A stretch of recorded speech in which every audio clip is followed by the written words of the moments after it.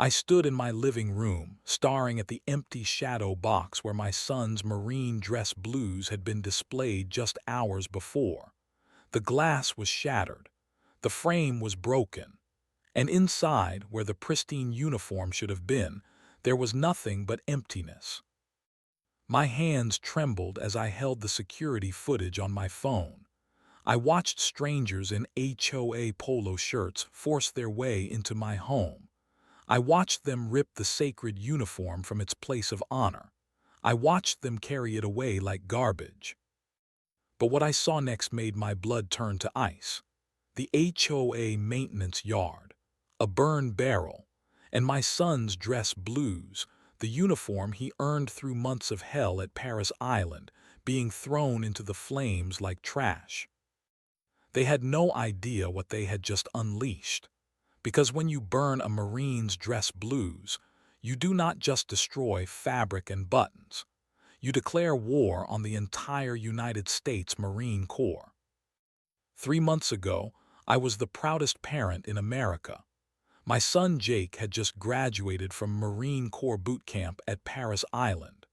13 weeks of the most intense training our military has to offer. 13 weeks that transformed my boy into a United States Marine. When he came home on leave before his first deployment, he brought with him something sacred: his dress blue uniform. The deep navy blue fabric was pristine. Every gold button gleamed like it had been polished by angels. The red trim along the collar and cuffs was vibrant as fresh blood. The ribbons on his chest told the story of his achievements, each one earned through sweat and determination. I remember the first time I saw him in those dress blues. He stood at attention in our living room, and I swear the air itself seemed to shimmer with pride. This was not just clothing. This was a symbol of honor, sacrifice, and the finest military tradition in the world. When Jake left for his deployment to the Middle East, we made a decision together.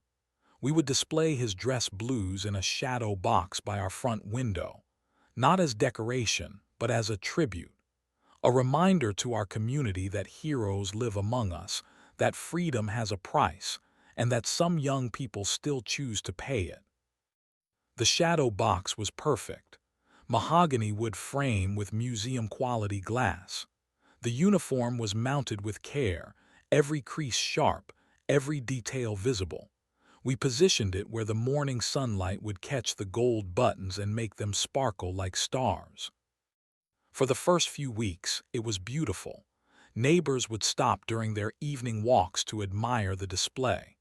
Mrs. Peterson from next door brought her grandchildren over to explain what the uniform meant. The mailman, a Vietnam veteran, would salute the window every morning as he delivered our mail. But then the complaints started. It began with a simple note slipped under our door. Homeowner advisory: window displays should maintain neighborhood aesthetic standards. No signature, no official letterhead, just a passive-aggressive warning that something was wrong with honoring my son's service. I ignored it. The shadow box stayed exactly where it belonged. The second note was more direct. HOA reminder: visible displays from street view require board approval. Please remove within 72 hours or face violation proceedings. This one had a signature: Margaret Whitmore, HOA President. I researched our HOA bylaws that night. Page after page of regulations about grass height, mailbox colors, and acceptable window treatments. But nowhere, absolutely nowhere, did it say anything about respectfully displaying military uniforms. Nowhere did it prohibit honoring our service members. I called Margaret Whitmore the next morning. She listened to my explanation with the enthusiasm of someone watching paint dry. Then she delivered her verdict with the warmth of a winter storm. Military displays are disruptive to neighborhood harmony, she said. They send the wrong message about our community values. The uniform needs to be removed immediately. I hung up that phone with my hands shaking, not from fear, but from the first stirrings of rage. My son was overseas, putting his life on the line for people like Margaret Whitmore, and she was worried about neighborhood harmony.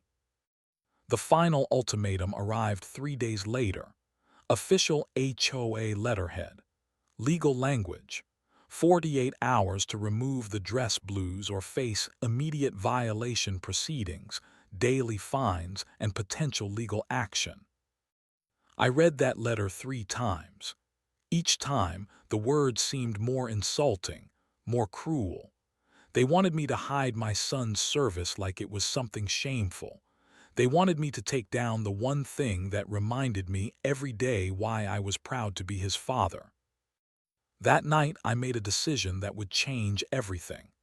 The dress blues stayed in the window. If Margaret Whitmore and her HOA wanted a fight, they would get one. But they had no idea what they were really fighting against. The next morning, I woke up with a mission.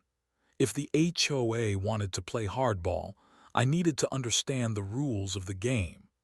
I spent the entire day researching HOA law, reading case studies, and trying to understand what rights I actually had as a homeowner. What I discovered made my blood boil even more. Our HOA had a history of selective enforcement. Pool parties that violated noise ordinances got warnings. Oversized political signs stayed up for months without consequences. But apparently, honoring military service was where they drew the line. I decided to try diplomacy first. I requested a meeting with the HOA board to discuss the situation face to face. Maybe if they understood what the uniform meant, if they saw the human side of their decision, they would reconsider. The meeting was held in the community center conference room. 5 board members sat across from me like a military tribunal. Margaret Whitmore sat in the center, her face a mask of bureaucratic indifference. The others avoided eye contact, looking uncomfortable but unwilling to speak up. I explained Jake's story, his decision to serve his country, the sacrifice our family was making with him deployed overseas, the pride our community had shown in his service. I spoke about the uniform as a symbol of everything good about America. Margaret listened with the patience of someone waiting for a boring movie to end. When I finished, she leaned forward with a smile that never reached her eyes. "Mr. Thompson," she said, "we all appreciate your son's service, but rules are rules. The uniform is a distraction. It makes other residents uncomfortable. Some people have strong feelings about military involvement overseas." That was the moment I realized what I was really dealing with. This was not about neighborhood aesthetics or property values. This was about ideology. Margaret Whitmore had a personal problem with the military, and she was using her HOA position to push her agenda. "What exactly makes people uncomfortable?" I asked. "The uniform is aggressive," she replied. "It sends a message that we are a military community, which we are not. It could affect property values. It could attract the wrong kind of attention." The wrong kind of attention. Those words echoed in my head as I left that meeting. Apparently, honoring heroes was the wrong kind of attention in Margaret Whitmore's perfect neighborhood. I spent the next week talking to neighbors, trying to build support. What I found was a community living in fear of their own HOA. People whispered their support in private but were terrified to speak up publicly. The board had a reputation for ruthless enforcement against anyone who crossed them. Mrs. Peterson, the elderly woman who had brought her grandchildren to see the uniform, pulled me aside during one of these conversations. "I support you completely," she said, looking around nervously. "But they made my life hell when I painted my shutters the wrong shade of blue. They will destroy you if you fight them." That was the reality I was facing. a community terrorized by their own governing body. Good people who wanted to do the right thing but were too scared of the consequences. I consulted with a lawyer who specialized in HOA disputes. The consultation was not encouraging. Fighting the HOA would cost thousands of dollars in legal fees. Even if I won, they could make my life miserable with endless violations and harassment. The smart play, he advised, was to take down the uniform and find a different way to honor my son's service. But some fights are not about smart plays. Some fights are about principle. Some fights are about standing up to bullies no matter what the cost. I called Jake that night. The connection was poor, full of static and delays, but his voice came through clear enough. "Dad, keep the uniform in the window," he said. "I did not earn those dress blues to hide them from people who are too comfortable to understand what they mean. If they want to fight, let them fight, but do not let them win." The deadline was 12 hours away. I had a choice to make: take down the uniform and live with the shame, or stand my ground and face whatever consequences came next. I chose to stand my ground. The next morning, Margaret Whitmore and her enforcement team would arrive to collect their pound of flesh. But they had no idea they were about to make the biggest mistake of their lives. The morning of the deadline, I had to run to the hardware store to pick up supplies for a broken fence. It was a 30-minute trip that I had been putting off for weeks. The irony of that timing still haunts me. When I pulled into my driveway and saw the HOA enforcement truck parked in front of my house, my heart started racing. But when I saw the locksmith van behind it, I knew something terrible was happening. I ran to my front door and found it standing wide open. Margaret Whitmore stood in my living room with two men I did not recognize. One was taking pictures of everything. The other was holding a clipboard and wearing gloves. "What are you doing in my house?" I shouted. Margaret turned to me with the same cold smile she had worn during our board meeting. "HOA enforcement action," she said. "We have legal authority to remove violations from common view areas."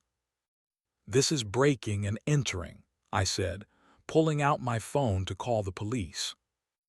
"Actually, it is not," Margaret replied, handing me a document. "Emergency Enforcement Clause. When a homeowner refuses to comply with violations that affect community safety and property values, the board has authority to take corrective action." I read the document with growing horror.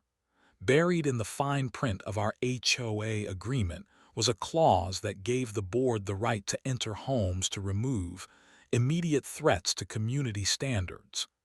It was legal jargon that basically allowed them to break into our homes whenever they felt like it. But the real horror was what I saw next. The shadow box was gone. The spot where my son's dress blues had been displayed was empty except for broken glass and splintered wood. "Where is the uniform?" I demanded. The man with the clipboard looked uncomfortable. "Confiscated as violation evidence," he mumbled. "Evidence of what? What crime did my son commit by serving his country?" Margaret stepped forward, her voice dripping with fake sympathy. "The uniform has been removed and disposed of according to HOA policy. This matter is now closed." Disposed of. Those words hit me like a physical blow. "What do you mean disposed of?" "Destroyed," Margaret said simply. "We cannot have violation materials cluttering up our storage areas." The room started spinning. I grabbed the wall to keep from falling. "You destroyed my son's dress blues." "We destroyed unauthorized display materials," Margaret corrected. "There is a difference." I stumbled outside and called the police. When they arrived, they explained that the HOA had followed proper legal procedures. The emergency enforcement clause was valid. The uniform was technically HOA property once it was confiscated as evidence. There was nothing they could do. But I had to know for sure. I had to see what they had done with my own eyes. That afternoon, I drove to the HOA maintenance yard. The gate was unlocked, the area deserted. I searched through garbage bins and storage sheds, looking for any sign of the uniform. What I found was worse than I had imagined. In the back corner of the yard sat a metal burn barrel, still warm from recent use. Around it on the ground were scattered pieces of what had once been Jake's dress blues. A gold button here, a piece of red trim there, the remains of a ribbon that had once decorated his chest.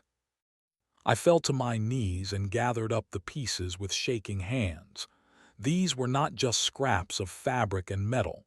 These were the remnants of everything my son had worked for, everything he had earned, everything he had sacrificed to achieve.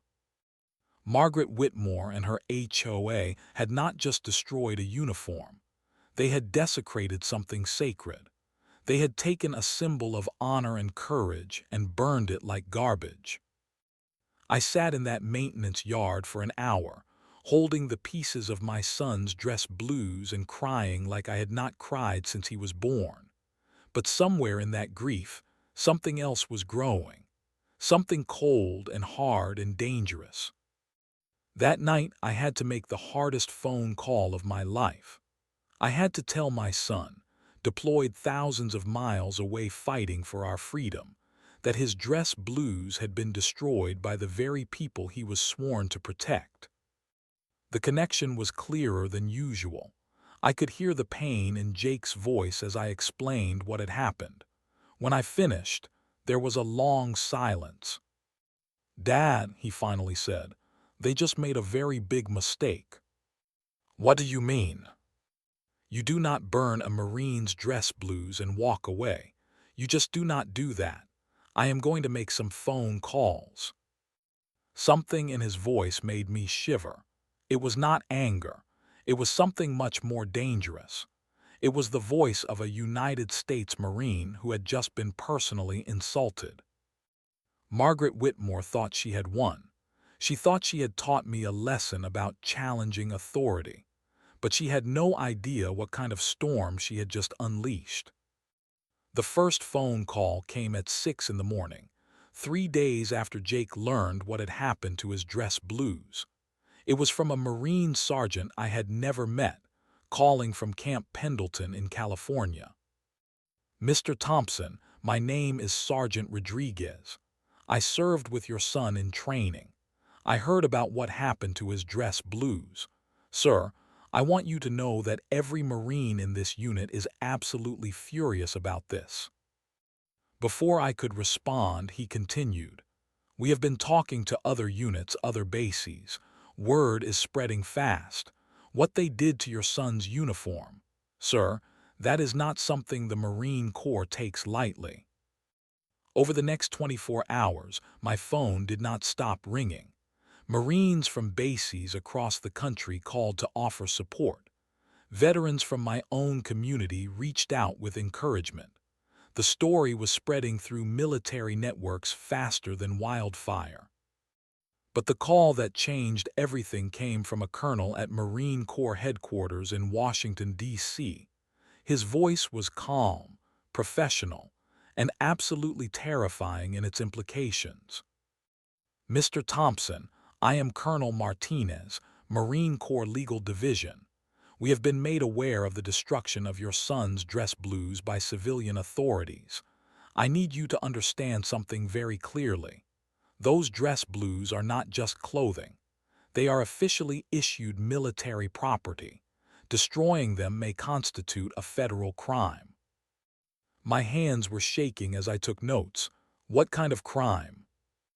Destruction of military property, interference with military personnel, and possibly hate crimes against service members. We are opening a formal investigation. I need you to preserve any evidence you have and document everything that happened. I told him about the burn barrel, the scattered pieces I had collected, the HOA documents authorizing the destruction. He listened with the focused attention of someone building a legal case. "Sir, I want you to know that this matter now has the attention of the highest levels of Marine Corps leadership. We protect our own, and we protect the symbols of our service. These people made a very serious mistake." The media attention started the next day. A local newspaper reporter called asking for an interview, then a radio station. Then a television news crew showed up at my house. The story was simple but powerful. Local HOA destroys Marine's dress blues while he serves overseas. Margaret Whitmore tried to control the narrative with a press release claiming the uniform was removed for community safety reasons, and that its destruction was routine disposal of confiscated materials. But the damage was already done. The court of public opinion had rendered its verdict. My neighbor, Mrs. Peterson, who had been too scared to speak up before, now brought me a petition signed by half the neighborhood demanding the HOA board's resignation. Other neighbors shared their own stories of HOA harassment and abuse of power. "They have been terrorizing this community for years," Mrs. Peterson said, "but destroying a Marine's uniform while he is deployed overseas, that is where they cross the line." The veteran community rallied like nothing I had ever seen. The local VFW post offered to pay for my legal expenses. The American Legion organized a fundraiser.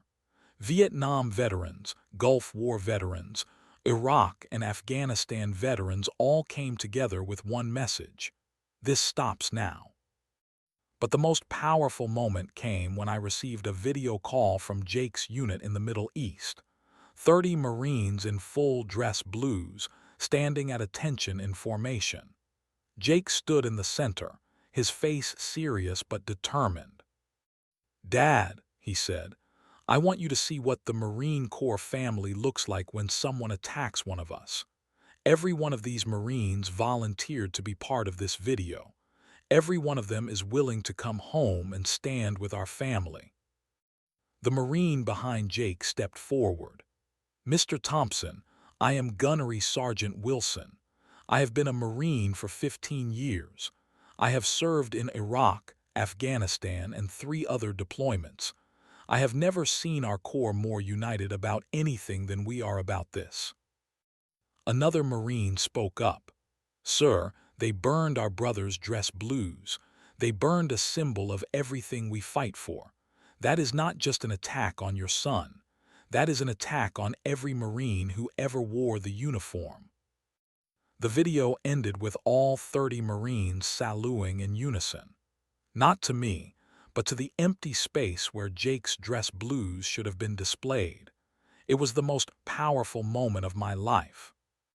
That night, I received a call from a lawyer in Washington, D.C., who specialized in military law and civil rights cases. "Mr. Thompson, my name is David Chen. I represent military families in cases involving discrimination and civil rights violations. I have been following your story, and I want to offer my services pro bono." What does that mean? It means the Marine Corps family takes care of its own. We are going to take this HOA apart piece by piece. We are going to make them pay for what they did. And we are going to make sure no other military family ever has to go through this again. The storm was gathering. Margaret Whitmore had no idea what was coming her way. The first sign that everything had changed came on a Tuesday morning when I saw the government vehicles parked outside the HOA office building. 2 black SUVs with federal plates and a sedan with tinted windows. Men in suits were walking in and out of the building carrying boxes and files. I was not the only one who noticed. A small crowd of neighbors had gathered across the street, watching the scene unfold with fascination and satisfaction. Mrs. Peterson appeared beside me with a thermos of coffee and a huge smile. "Federal investigators," she whispered. "Been here since 7 this morning." Margaret Whitmore looked like she was about to faint when they showed up. The investigation had begun exactly as Colonel Martinez had promised. The Marine Corps was not treating this as a local neighborhood dispute anymore. They were treating it as a federal crime against military property and personnel. I watched as investigators carried out computers, file cabinets, and boxes of documents. Everything the HOA had ever done was now under federal scrutiny. Every enforcement action, every violation notice, every decision they had made was being examined for patterns of discrimination and abuse of power. Margaret Whitmore emerged from the building looking pale and shaken. She was flanked by 2 federal agents and a man in a suit who was clearly her lawyer. The arrogant confidence she had displayed in my living room was completely gone. She looked like what she was, a small-town bully who had finally picked on the wrong target. The investigation revealed things that shocked even me. The HOA had a documented history of targeting military families with selective enforcement. A Navy family had been fined for displaying a small American flag in their front yard. An Army veteran had been forced to remove his Purple Heart license plate because it was not aesthetically pleasing. A Gold Star mother had been told to take down a memorial garden for her son who was killed in Afghanistan. The pattern was clear and disgusting. Margaret Whitmore had been using her position to wage a personal war against military families in our community. But the biggest shock came when the investigators revealed the legal status of dress blue uniforms. They were not just symbolic clothing. They were officially issued military property, owned by the United States government and entrusted to individual Marines for their use. Destroying Jake's dress blues was not just morally wrong. It was literally destroying federal property. The penalty for that crime could include federal prosecution, significant fines, and even prison time. Colonel Martinez called me that evening to update me on the investigation's progress. "Mr. Thompson, we have uncovered a pattern of anti-military discrimination that goes back years. Your son's case is just the tip of the iceberg.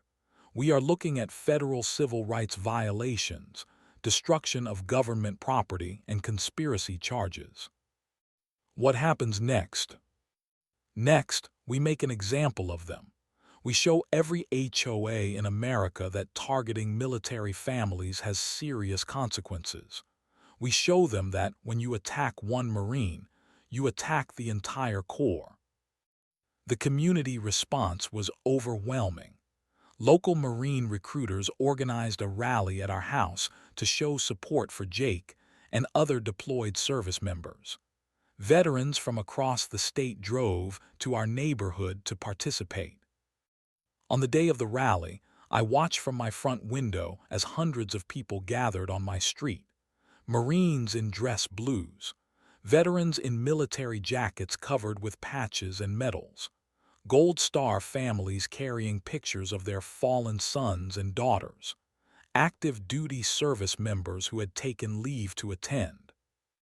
The local television news crews captured every moment. The image that made national headlines was a formation of 50 Marines in dress blues, standing at attention in front of my house, saluting the empty space where Jake's uniform should have been displayed. Gunnery Sergeant Wilson, who had spoken on the video call from overseas, had flown in from North Carolina to attend the rally. He stood at my front door with a gift that brought tears to my eyes. "Mr. Thompson, this is from the Marines of the 2nd Battalion, 1st Marines. We took up a collection and had a new shadow box made for your son's replacement dress blues. This one is reinforced with bulletproof glass. No HOA is ever going to touch it." The shadow box was beautiful. Solid oak with brass fittings and glass that could stop a bullet. Engraved on the bottom was a simple message: In honor of Lance Corporal Jake Thompson and all Marines who serve far from home. But the most powerful moment came when my phone rang during the rally. It was a video call from Jake's unit overseas. This time, he was not alone. Marines from every branch of service had gathered to join the call. Army soldiers, Navy sailors, Air Force airmen, and Coast Guard personnel all stood together in solidarity. "Dad," Jake said, his voice choked with emotion, "I want you to see what happens when America's military family comes together. Every person in this room volunteered to be here. Every person in this room is willing to come home and defend our family's honor." The crowd outside my house erupted in cheers as Jake's image appeared on the television news broadcast. For the first time since this nightmare began, I felt like we were winning. The legal proceedings were moving forward rapidly. Federal prosecutors had filed charges against Margaret Whitmore and 2 other HOA board members. The charges included destruction of federal property, civil rights violations, and conspiracy to deprive citizens of their constitutional rights. But beyond the legal victory, something more important was happening. Our community was coming together. Neighbors who had been terrorized by the HOA for years were finding their voices. Military families who had been hiding their service were proudly displaying their flags and honors. The rally ended with a ceremony that I will never forget. A Marine Corps color guard presented the flag while a bugler played taps. Hundreds of people stood at attention, saluting not just the flag, but the principles it represents. Margaret Whitmore watched the ceremony from her window across the street. She looked like a prisoner watching her own execution. And in a way, she was. The courtroom was packed on the day of Margaret Whitmore's sentencing. Federal court in downtown had never seen anything like it. Marines in dress blues filled the gallery. Veterans from every branch of service sat shoulder to shoulder with Gold Star families and military spouses. The message was clear. The military community had come to see justice served. I sat in the front row with my lawyer, David Chen, watching as Margaret Whitmore and her co-conspirators faced the consequences of their actions. The woman who had strutted through my living room with such arrogance now sat hunched at the defendant's table, looking small and defeated. The federal prosecutor, Assistant U.S. Attorney Sarah Williams, stood to address the court. Her voice was clear and strong as she outlined the charges. "Your Honor, this case represents more than just the destruction of a military uniform. It represents a systematic campaign of harassment and discrimination against military families who sacrificed everything to serve their country. The defendants used their positions of authority to target and terrorize the very people who defend their freedom." She presented evidence that made my stomach turn.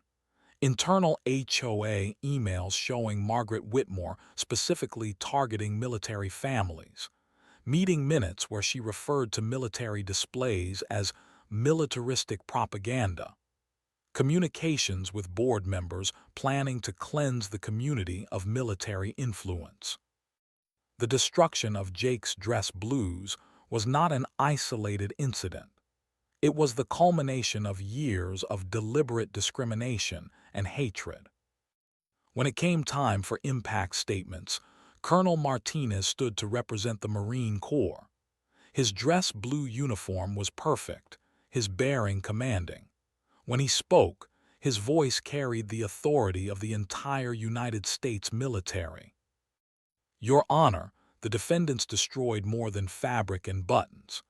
They destroyed a symbol of honor, courage, and commitment that took a young man 13 weeks of hell to earn. They attacked not just one Marine, but every Marine who ever wore the uniform. They attacked the very idea that military service deserves respect and recognition." He paused, letting the weight of his words settle over the courtroom. The Marine Corps has a saying, Semper Fidelis, always faithful. We are faithful to our country, faithful to our Corps, and faithful to each other. When someone attacks one of us, they attack all of us. Today, justice is served not just for Lance Corporal Thompson, but for every service member who has ever been targeted for their commitment to defend America. The judge, the Honorable Patricia Santos, was a Navy veteran herself. Her expression throughout the proceedings had been one of barely controlled anger. When she spoke, her voice was ice cold. I have reviewed the evidence in this case with growing disgust. The defendants used their authority to wage a personal war against military families. They destroyed property that belongs to the United States government. They violated the civil rights of American citizens whose only crime was honoring their son's service to our nation. She looked directly at Margaret Whitmore. Ms. Whitmore, your actions were not just illegal, they were un-American. You targeted families who sacrifice everything so that you can live in freedom and safety. You destroyed symbols of honor and courage because they offended your personal prejudices. The sentences were severe. Margaret Whitmore received 2 years in federal prison, followed by 3 years of supervised probation. She was ordered to pay $50,000 in restitution to our family and $25,000 in fines to the federal government. The other board members received lesser sentences but significant fines and community service. But the criminal case was only the beginning. The civil lawsuit that followed was even more devastating to the HOA. David Chen had filed a federal civil rights lawsuit seeking damages for discrimination, emotional distress, and violation of our constitutional rights. The discovery process revealed even more evidence of systematic discrimination and abuse of power. The jury trial lasted only 3 days. The evidence was overwhelming, and the jury's sympathy was clearly with our family. When they returned their verdict, the foreman stood and announced damages that made the courtroom gasp. We award the plaintiff $500,000 in compensatory damages and $2 million in punitive damages. Additionally, we order the dissolution of the current HOA board and the implementation of new bylaws specifically protecting the rights of military families. The financial award was life-changing, but the real victory was the systematic reform it required. The HOA was forced to rewrite its bylaws to explicitly protect military displays and honors. They had to implement anti-discrimination training for all board members. They had to establish an ombudsman program to handle complaints against the board. Most importantly, they had to issue a public apology to every military family in the community and establish an annual Military Appreciation Day to honor local veterans and active duty service members. The ceremony to present Jake with his new dress blues was held on that first Military Appreciation Day. He had returned from deployment the week before, and seeing him in his uniform again brought tears to my eyes. The shadow box created by his fellow Marines was installed in our front window with great ceremony. This time, it was surrounded by American flags donated by neighbors. The entire community turned out to show their support. Jake stood at attention as Colonel Martinez presented him with not just replacement dress blues, but a special commendation for his service and his family's courage in fighting discrimination. Lance Corporal Thompson, the colonel said, your dress blues were destroyed by people who do not understand what they represent, but your courage, and your family's courage, ensured that no other military family will face this kind of discrimination in this community again. The applause was thunderous. Our neighbors, who had once been too scared to speak up against HOA tyranny, were now celebrating the victory of justice over petty authority. Margaret Whitmore's house had a "for sale" sign in the yard. She had been released on bail pending appeal, but the community had made it clear she was no longer welcome.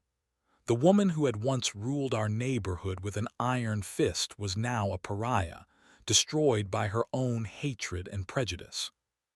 6 months after the trial, Jake came home for good. His deployment was over, and he had decided to transition to civilian life and attend college on the GI Bill. The day he walked through our front door was the happiest day of my life since this nightmare began. He looked different, older, more mature, hardened by his experiences overseas. But when he saw his new dress blues displayed in the bulletproof shadow box, surrounded by flowers and notes from neighbors, he smiled like the boy I remembered. "Dad," he said, "I cannot believe all this happened over my uniform." "It was not about the uniform," I replied. "It was about respect. It was about standing up to bullies. It was about protecting what matters most." The community had been transformed by our struggle. The old HOA board was gone, replaced by neighbors who actually cared about making our community better rather than controlling it. The new board's first official act was to establish the Military Family Protection Act, a set of bylaws that explicitly protected the rights of service members and veterans. Mrs. Peterson, who had been too scared to speak up during the original conflict, was now the HOA president. Her first initiative was to install a permanent memorial garden honoring all the military families in our community. The centerpiece was a bronze statue of a Marine in dress blues, donated by the local Marine Corps League. The annual Military Appreciation Day had become the biggest event in our community calendar. Veterans from across the state attended, bringing their families and sharing their stories. Local businesses donated food and services. The high school marching band performed patriotic music. It was everything Margaret Whitmore's vision of community was not: inclusive, celebratory, and genuinely patriotic. But the impact of our fight extended far beyond our neighborhood. The case had attracted national attention, and Congress took notice. Representative Sarah Johnson, a Navy veteran herself, introduced the Military Family Protection Act at the federal level. The bill, which passed with overwhelming bipartisan support, prohibited HOAs from discriminating against military families and established federal protections for military displays and honors. Similar legislation was introduced in state legislatures across the country. Jake was invited to testify before Congress about the importance of protecting military families from discrimination. Watching my son, in his dress blues, address the House Armed Services Committee was a moment of pride I will never forget. "Mr. Chairman," Jake said, "my dress blues were destroyed by people who claimed to be patriots but did not understand what patriotism actually means. True patriotism is not about flag pins or bumper stickers. It is about respecting the people who sacrifice everything to defend our freedoms." The hearing room was silent as he continued. No military family should have to choose between honoring their service and living in peace in their own community. No service member should have to worry that their symbols of honor will be destroyed while they are deployed overseas defending the very people who hate them. His testimony was covered by every major news network. The video went viral on social media. Suddenly, Jake was not just a Marine from our small community. He was a national symbol of military service and the fight against discrimination. The speaking engagements began shortly after. Jake was invited to address military academies, veteran organizations, and community groups across the country. His message was always the same: service matters, honor matters, and standing up for what is right matters. I traveled with him to many of these events, watching with pride as he inspired others to stand up against injustice. The shy boy who had left for Marine boot camp had become a confident young man who could move audiences to tears with his words. But the most meaningful moment came when we received a letter from a military family in Texas. Their HOA had been pressuring them to remove a memorial garden for their son who was killed in Afghanistan. After reading about our case, they had stood their ground and fought back. They won. "Your family's courage gave us the strength to fight," the letter said. "Your son's sacrifice was not in vain. It protected our family and countless others from the same discrimination you faced." Similar letters arrived from military families across the country. Our fight had inspired a movement. Military families who had been quietly enduring discrimination were finding their voices and demanding respect.